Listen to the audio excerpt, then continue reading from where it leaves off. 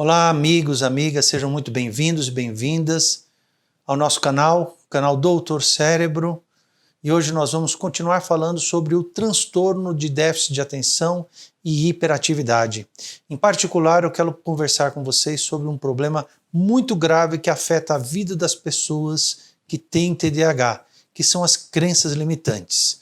Sabe quando você coloca na sua cabeça que você é incapaz, que você não vai conseguir? Mesmo que tudo esteja a seu favor, as chances de insucesso são muito maiores, só por causa dessa crença limitante, desse conceito errôneo que você tem alimentado dentro da sua cabeça. Sobre isso que eu quero falar hoje.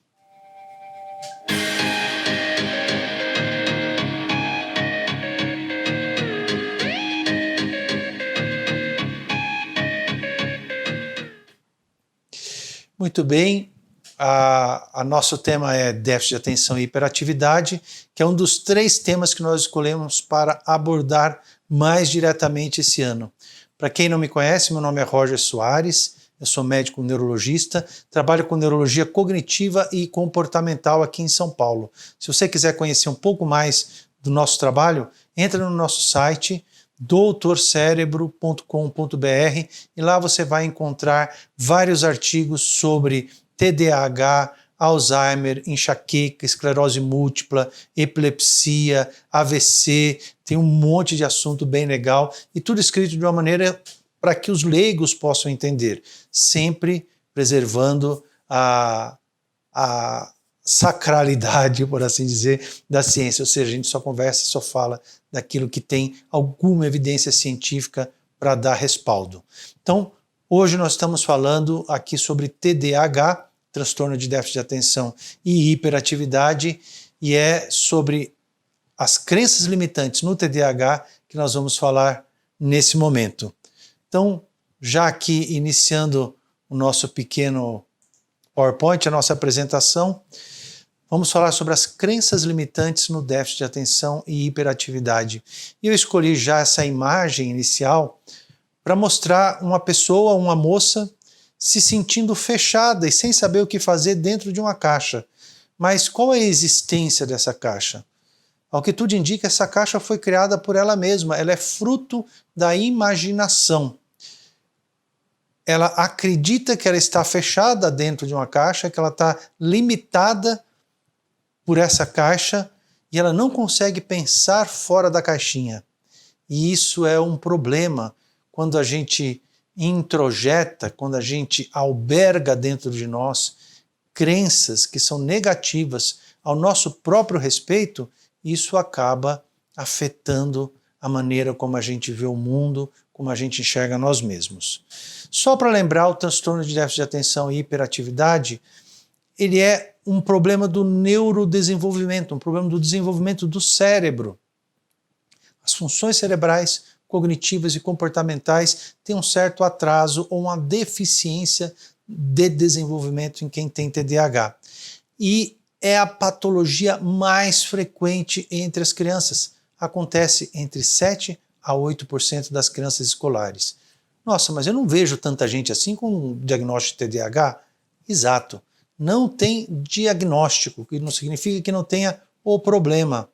Muitas crianças têm TDAH e jamais são diagnosticadas, muito menos têm acesso a um tratamento. Agora vejam que nos adultos a frequência do TDAH gira em torno de 3 a 4%. Isso acontece por quê? Como o TDAH é um problema do neurodesenvolvimento, do desenvolvimento do cérebro, muitas crianças que têm TDAH na infância, elas deixam de ter quando chegam na fase adulta, porque ao longo da adolescência, da própria infância e da adolescência, o cérebro vai se desenvolvendo e compensa aquele atraso que ele tinha.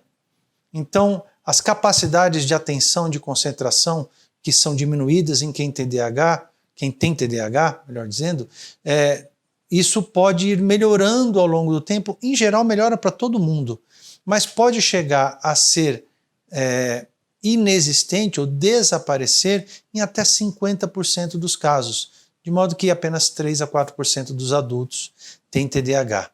Ainda assim, é uma prevalência alta e a maior parte das pessoas não tem diagnóstico nem acesso a tratamento. Quais são os sintomas do TDAH? A gente sempre pensa, obviamente, no déficit de atenção e na hiperatividade, que são realmente os dois sintomas principais. Mas existe um terceiro sintoma tão importante quanto, fazendo o tripé que a gente chama do TDAH, que é a impulsividade. Então, além da desatenção, existe a hiperatividade e a impulsividade. Se você for pegar uma pessoa com TDAH, existe um predomínio para algumas pessoas da desatenção, para outros tem a hiperatividade. Mas, no geral, sempre tem todos os sintomas, esses 3 sintomas cardinais, ou principais, só que em graus diferentes. E muitas vezes uma criança pode ter hiperatividade quando ela é menor e conforme ela vai crescendo, a hiperatividade diminui. Pelo menos a hiperatividade do ponto de vista externo. Às vezes a hiperatividade continua internamente na forma de inquietação do pensamento. E além disso, o controle inibitório, que é um problema, uma dificuldade para quem tem TDAH. É um dos mecanismos, uma das funções executivas do cérebro, controlada pelos lobos frontais. E quem tem TDAH tem uma dificuldade de controle inibitório. Então ele acaba manifestando a impulsividade, a hiperatividade e também a desatenção, que parece algo negativo, mas é a resistência à distração que está diminuída em quem tem TDAH. Não consegue se controlar e inibir a necessidade ou a tentação de se distrair, de mudar o foco da atenção. Então, esses são os sintomas do TDAH. E junto com o TDAH, por causa do TDAH ou paralelamente ao TDAH, dependendo do caso, existem outros problemas comportamentais que aparecem, como o transtorno de ansiedade generalizado, a depressão, o transtorno do desenvolvimento da linguagem, muito comum as pessoas com TDAH terem alguma dificuldade no desenvolvimento da linguagem, como um certo grau de dislexia ou uma alteração no processamento auditivo central, e outros problemas como o transtorno opositor desafiador, conhecido como TOD. Agora, vocês imaginem uma pessoa que tem TDAH, que tem dificuldades acadêmicas, que estuda, que não tira nota. Como fica a autoestima dessa pessoa? Quem trabalha em escola, quem é psicólogo, enxerga que essas crianças que têm TDAH, elas sofrem por causa da sua inadequação. Não é que elas não tenham crítica. Muitas vezes a gente ouve a criança dizer: eu tento ficar quieto, mas eu não consigo. Ela sabe que ela é hiperativa, mas ela não consegue se controlar. Ela percebe que o controle inibitório dela é deficiente. E aí, ela não consegue ir bem na escola. Ela vê que as outras crianças aprendem com mais facilidade, porque o TDAH afeta diretamente as capacidades de aprendizado.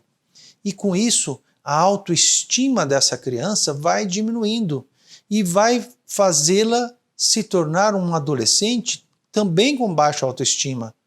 Muitas vezes cheio de ansiedade, de depressão, de fobias, de inseguranças. Tudo isso por quê? Porque naquele ambiente que é talvez o ambiente mais importante da vida, desde a fase da infância até a fase de adulto jovem, passando pelo ensino fundamental, o ensino médio e até a faculdade, aquele indivíduo se sente não integrado ao ambiente, se sente inadequado, se sente muitas vezes marginalizado. Porque a criança hiperativa não traz problema só para ela. Muitas vezes ela incomoda na sala de aula, ela se levanta várias vezes para ir no banheiro, ela derruba a borracha, sai da cadeira para pegar a borracha, perde a borracha, mexe com um amigo, ri na hora que não deve. Em geral, as crianças com TDAH, elas se comportam de uma maneira um pouco mais imatura em relação aos outros, e isso causa um comportamento disruptivo, no sentido real da palavra, né? Porque hoje tentam ressignificar essa ideia de disruptivo como algo positivo, né? Tá rompendo com os padrões estabelecidos. A criança com TDAH, ela rompe, mas não no sentido muito positivo da palavra. E é óbvio que, diante dessas dificuldades acadêmicas, tirando notas baixas, ficando de conselho, de recuperação, fora que é um sofrimento muitas vezes fazer uma tarefa, o que a criança com TDAH ela entende? Ela entende que estudar é ruim, é chato e pior. Ela leva castigo, tira notas baixas e é ridicularizada na escola. Isso chama-se reforço negativo. Agora, você faria algo que, ao invés de te trazer prazer, te gera somente um sentimento de fracasso, de punição? É óbvio que não. E essa é uma dificuldade, eu já vou deixar uma dica aqui para quem tem criança com TDAH. Para essas crianças, a escola é um desafio muito grande. Porque uma pessoa que não tem TDAH, ela estuda para a provinha de geografia e tira 9,5. Ela recebe aquela nota e olha, nossa, 9,5, que alegria! Isso é prêmio, isso é reforço positivo. A criança com TDAH estuda, às vezes, 2 vezes mais para a mesma provinha de geografia e tira 3,5. Tira 2,5. E aí ela se sente frustrada, porque todo o esforço dela foi em vão. E ainda vai ter que ouvir a mãe, o pai falando, poxa vida, sua nota está baixa. E esse reforço negativo faz com que ela queira se afastar da escola, se afastar do estudo, se afastar de fazer as provas. Por quê? Porque ela sabe que isso é fonte de sofrimento para ela. E ninguém gosta de sofrimento. Então, meu conselho para os meus pacientes, na verdade, os pais dos meus pacientes, crianças que têm TDAH,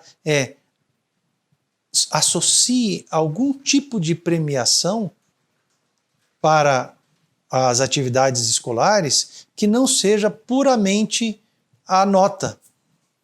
Então, fez uma prova, fez o melhor possível, estudou bastante, a criança tem que receber um prêmio, mesmo que a nota seja baixa. Aliás, principalmente se a nota for baixa. Porque significa que ela está sendo compreendida, por isso que ela recebeu um prêmio, né? Significa que ela não depende somente do estudo para tirar nota boa e se sentir recompensada, porque ela vai ser recompensada pelo esforço dela. Se ela deu o melhor de si, ela merece essa recompensa. Agora, enquanto a família não entende isso, existe muita tensão. Uma criança que demora muito tempo para fazer uma lição de casa e precisa da mãe o tempo todo ali, muitas vezes ela sofre com um problema mais que a tensão no relacionamento. Mesmo com a mãe, que fica ali, você precisa fazer essa tarefa, você precisa fazer essa lição, puxa vida, como é que você não consegue? Presta atenção aqui. E as mães ou os pais, por mais pacientes que sejam, chega uma hora, um dia que às vezes não tem tanta paciência. E a gente tem que tomar muito cuidado com o que a gente fala nos momentos de impaciência para uma criança, porque uma palavra errada pode penetrar fundo no coração dela e marcar a alma. Cuidado, cuidado. Melhor, se não está legal no dia, fala assim, não faz a tarefa hoje, depois a gente conversa, depois a gente vai ver. Né? E essas crianças, muitas vezes, elas têm um sentimento de exclusão dentro da escola, com os amigos, que muitas vezes riem porque ela não consegue tirar boas notas, ou fala besteira na aula, está desatento, faz um comentário inapropriado. E às vezes essas crianças, elas se transformam no palhaço da turma, justamente por quê? Porque ela vê que ela consegue tirar uma risada dos outros quando ela faz alguma coisa que pode ser até autodepreciativa. Então ela se coloca muitas vezes como o bobo da turma, o bobo da classe, o bobo da corte, porque dessa maneira ela recebe algum tipo de reação emocional das outras crianças que para ela é positiva, como uma risada. Vejam como a nossa mente vai criando certas situações que depois ficam sistematizadas na nossa forma de enxergar o mundo e que fazem muito mal para a gente. Toda essa situação acaba criando laços afetivos muitas vezes distorcidos. Existem crianças com TDAH que parece que fazem as coisas para provocar os pais, justamente porque elas sabem que em algum momento o pai ou a mãe vai explodir.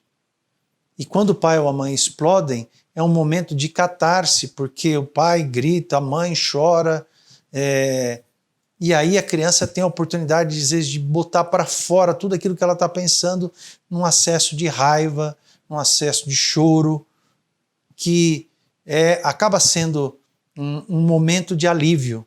E olha só, ela acaba associando uma situação estressante com algo aliviante. E a gente tem um grande paradoxo aí. O que são crenças limitantes? Elas são oriundas, são crenças, obviamente, então a gente acredita que elas sejam, mas elas são oriundas de uma visão de mundo negativa. Então a pessoa, um TDAH, quando já chega na fase adulta, em que tudo aquilo que ela aprendeu a acreditar, ou ele aprendeu a acreditar ao longo da vida, se consolidou na sua forma de ser. Ele começa a enxergar o insucesso como resultado garantido de todo o seu esforço. Então ele já pensa assim, olha, eu posso fazer o melhor que eu puder, vai dar errado. Se sempre deu errado, por que vai dar certo agora? Veja só, olha como fica a cabeça. Se sempre deu errado, por que agora vai dar certo? Eu sempre fui fracassado. Tudo que eu tentei deu errado. Eu nunca consegui acabar nada que eu comecei. Por que essa faculdade eu vou conseguir acabar? Por que esse curso eu vou conseguir acabar? E essa figura interna, esse interlocutor interno, tem um caráter de crítico, de sabotador. Então, junto com essas crenças limitantes, essas crenças negativas sobre si próprio, vem aquela figura do sabotador dentro falando, meu, desiste, vai fazer outra coisa. Olha, você sabe que jogar bola te traz alegria e benefício e felicidade imediata. Então, não vai estudar para a prova do Enem, porque você já sabe que você vai mal. Vai fazer uma coisa que seja mais agradável para você, pelo menos agora vai ser agradável. Deixa a bomba explodir lá na frente. E outra coisa que essas crenças limitantes elas geram, na verdade é uma maneira da pessoa se proteger, que é o perfeccionismo. O perfeccionismo no aspecto negativo, ele significa o quê? Primeiro assim, é o medo de errar, porque o erro está associado à punição, a castigo, e ninguém gosta de ser castigado.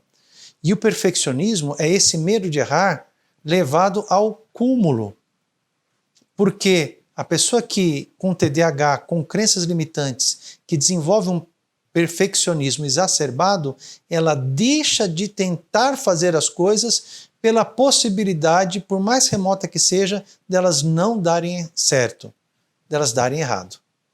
Então ela não tenta, ela fala assim, eu vou esperar a situação perfeita para eu fazer, porque aí vai ficar fantástico. Eu só aceito se eu conseguir fazer de maneira perfeita.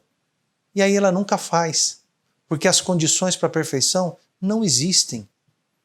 Ninguém é perfeito.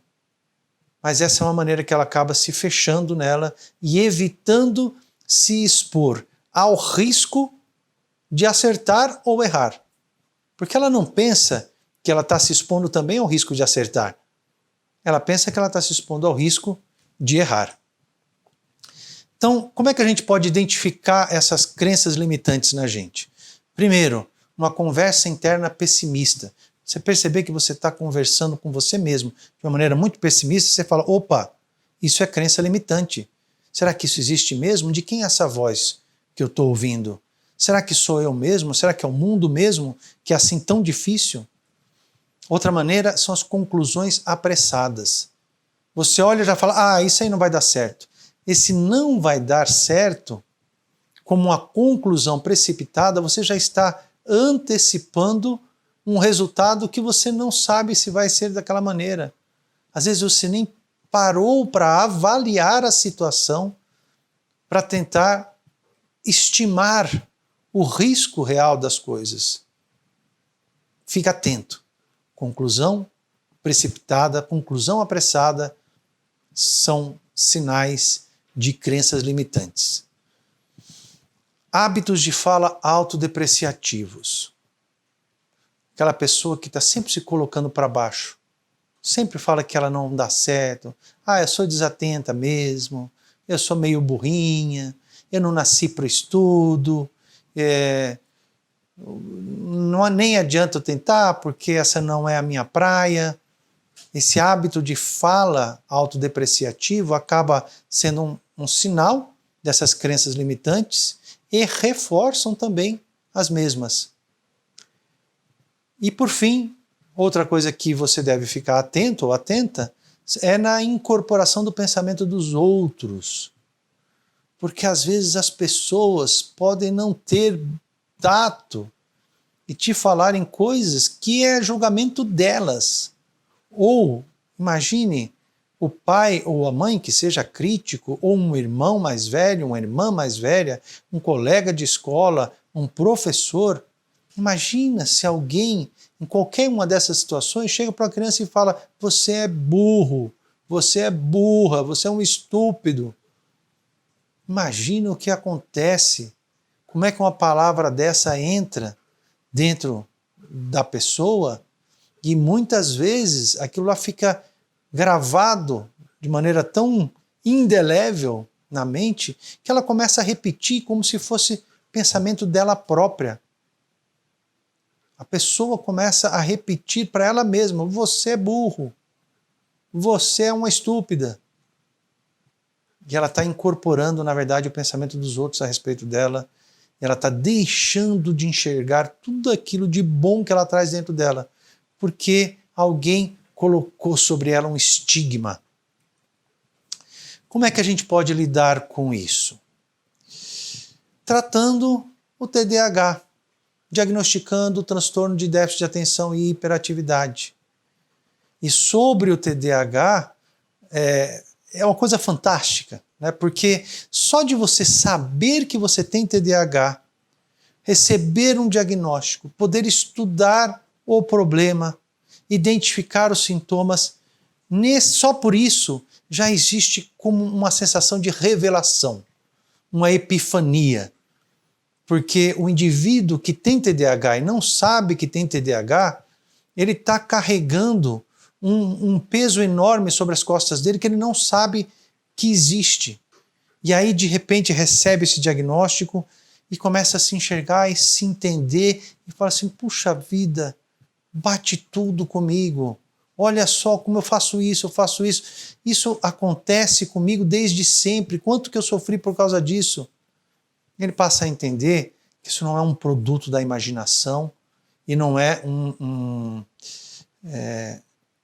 uma consequência de traumas de infância. Ao contrário, a base ela é genética, a base é biológica, ela está nas conexões do cérebro, ela está nos transmissores, nos neurotransmissores, ela está nas conexões cerebrais, nas redes neurais. Então, ter esse conhecimento é empoderador. E além disso, aí chega o momento da terapia, do tratamento, que pode ser feito por vias medicamentosas e não medicamentosas. Na psicoterapia a gente tem a terapia cognitiva e comportamental, a terapia dialética e outras formas de intervenção.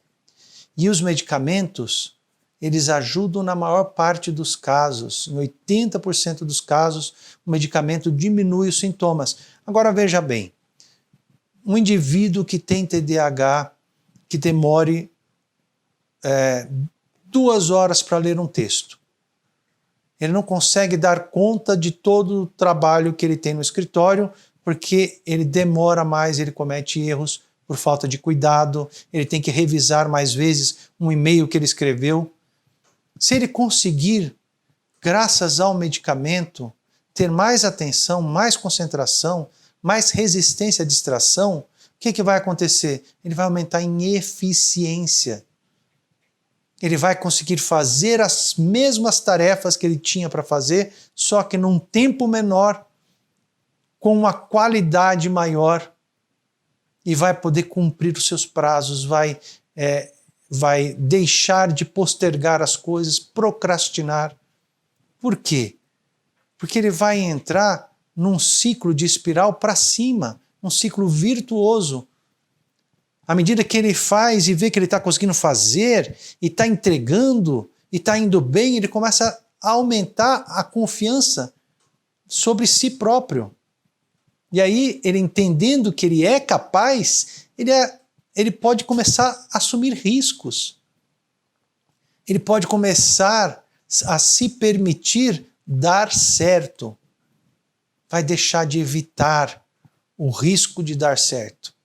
Vai deixar de evitar o risco de ter sucesso. E isso vai começar a mudar a mente, a visão de mundo, a cosmovisão. Vai gerar sobre si próprio uma visão mental, um mindset, né, que vai permitir que ele enxergue o mundo de uma maneira muito melhor.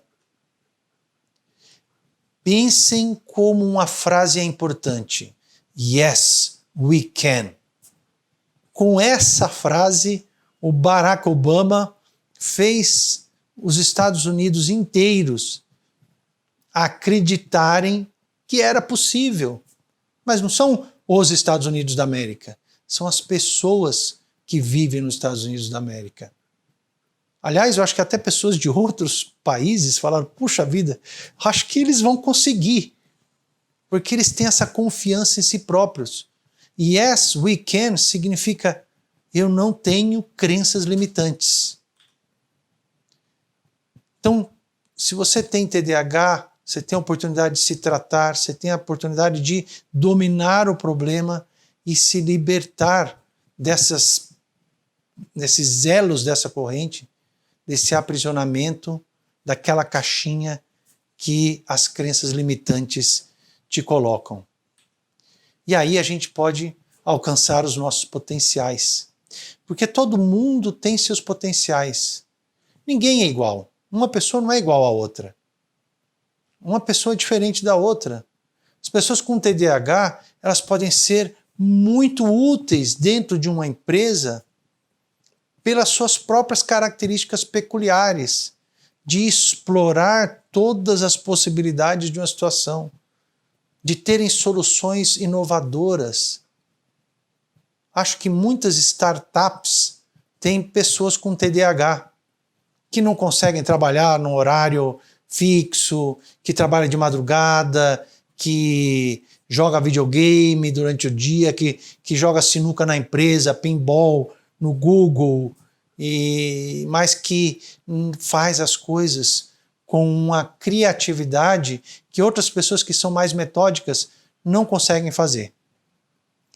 Então, a jornada do TDAH começa pela descoberta e o autoconhecimento que essa descoberta traz. Passa pela terapia medicamentosa e não medicamentosa para fazer com que a pessoa tome contato com as suas potencialidades e funcione da melhor maneira possível dentro das suas peculiaridades. E por fim, ela chega ao ponto em que, tendo a situação sob conhecimento e sob controle, ela começa a explorar as capacidades latentes que ela trazia dentro de si e as quais ela não conseguia. Então, não conhecia. ela começa a ser grande por ser quem ela é. Ela passa a ser ela mesma. Estou à disposição de você que está procurando auxílio profissional. Entre no nosso site e eu espero que só de ter conversado com você sobre essa questão do TDAH, que você possa começar a entender como funciona a sua mente e fazer o melhor para você mesmo. Se você acha legal esse tipo de conteúdo, se inscreva no nosso canal, compartilhe com seus amigos, deixe o seu like, curta, né, o vídeo e nos dê sugestões para que a gente possa fazer outros. E se você quiser receber, ser avisado dos novos vídeos que devem sair toda semana, é só você ativar o sininho aqui embaixo, tá bom? Até a próxima!